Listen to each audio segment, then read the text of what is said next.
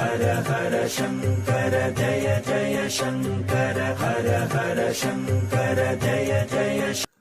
இறந்தவர்களின் ஆன்மா கர்ம காரியம் நடைபெறும் வரை அவ்வாறு சுற்றி வரும். ஒருவர் இறந்தவுடன் அவரது உடலை எரித்து விடுகின்றோம் அல்லது புதைத்து விடுகின்றோம். உடலில் இருந்து பிரிந்து ஆவியானது எங்கே செல்ல வேண்டும் என்பது தெரியாமல் அலைந்து கொண்டிருக்கும். அந்த ஆன்மாவிற்கு தனது வீடு, குடும்பம், பிள்ளைகளை மட்டுமே தெரிந்திருக்கும். அந்த ஆன்மாவிற்கு உரிய வழிகாட்ட வேண்டியது பிள்ளைகள் அல்லது வாரிசுகளின் கடமையாகிறது.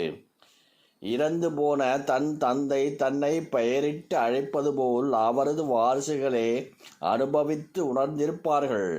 அலைந்து கொண்டிருக்கும் ஆன்மாவிற்கு சூட்சும ரூபமாக ஒரு உருவத்தினை அளித்து, நீ நல்லபடியாக பித்ருலோகத்திற்கு செல்வாயாக என்று அனுப்பி வைக்கும் சடங்குதான் கர்மகாரியம்.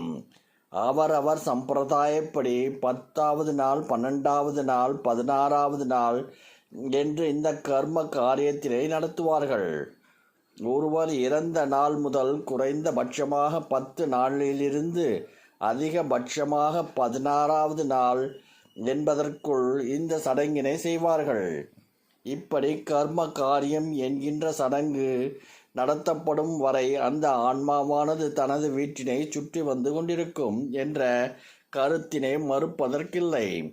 முறையாக கர்ம காரியம் நடத்தப்பட்டு விட்டால் நிச்சயமாக அந்த ஆன்மா பித்ருலோகத்தை நோக்கி தன்னுடைய பயணத்தை துவங்கிவிடும். அதன் பின் வாரிசுகள் தந்தை தன்னை அழைப்பது போன்ற உணர்வினை காண்பதில்லை. ஹர ஹர சங்கர ஜய ஜய சங்கர ஹர ஹர சங்கர ஜய ஜய.